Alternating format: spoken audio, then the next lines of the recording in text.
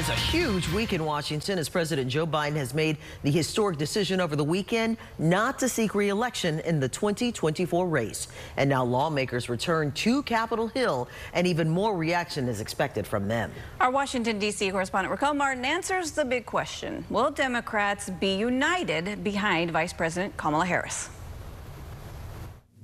We should have a better read on where the entire party is in coming days, but already many Democratic lawmakers are enthusiastically throwing their support behind Vice President Kamala Harris.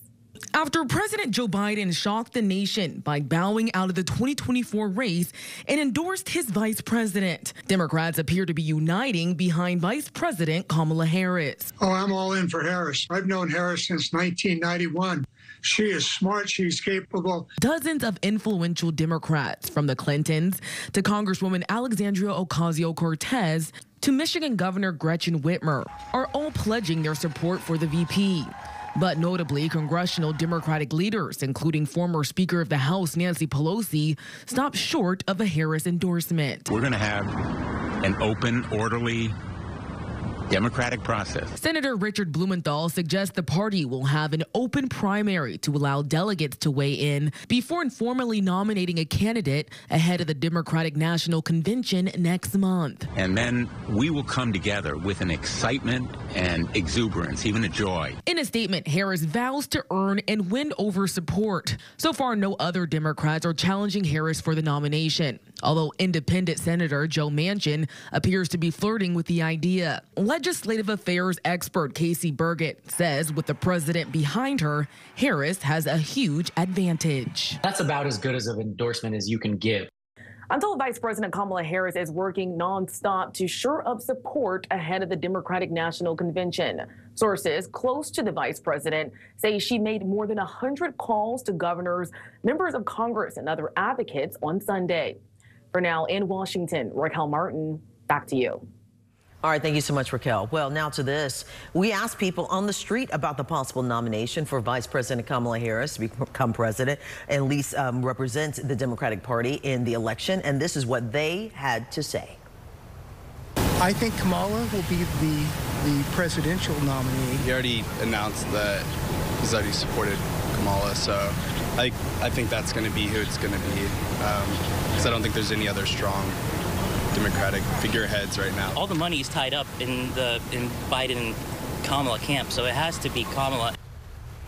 Well, Vice President Kamala Harris did make it official that she is a candidate for president, and new filings with the Federal Election Commission already show the Biden for President Committee has already changed its name to Harris for President. Well, with President Biden out of the race, all eyes now turn to Vice President Harris. And her eyes, well, they are turning to Texas. The state's 273 delegates will play an outsized role at the Democratic Convention, and the state's high-dollar donors will help fuel the campaign. Our state Capitol correspondent Ryan Chandler gives us a look at Harris's record here in the Lone Star State.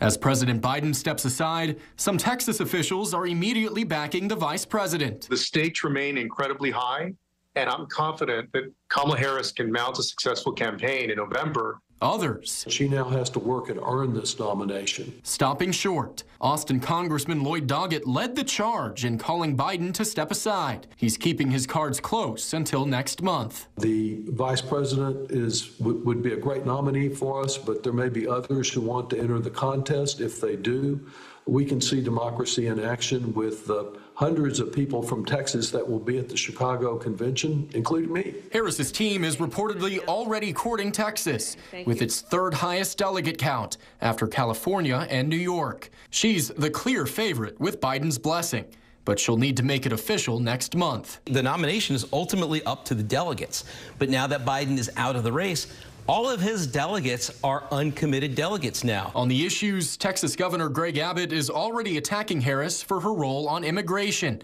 Harris visited countries like Honduras and Nicaragua to study the root causes of migration and visited the El Paso border in 2021. Her comfortability with that issue is going to be really super important, not for us as Texans necessarily. The story's kind of already been written, but how does she play on border issues in places like Wisconsin in Georgia and Arizona. A June poll from the Texas Politics Project found 35% of Texas's registered voters view Harris favorably, 51% unfavorably. So even if she may not win our electoral votes in November, she will be looking for our cash. President Biden has, or had, a high-dollar fundraiser scheduled in Austin this Wednesday. You're probably looking at $1 million a day at least in order to get to the election. We're the ATM to this machine here. And it's like we're the ones, like all those dollars that you see getting spent in Wisconsin or Georgia or Arizona, that's coming from us. It's a monumental shift and a last-minute scramble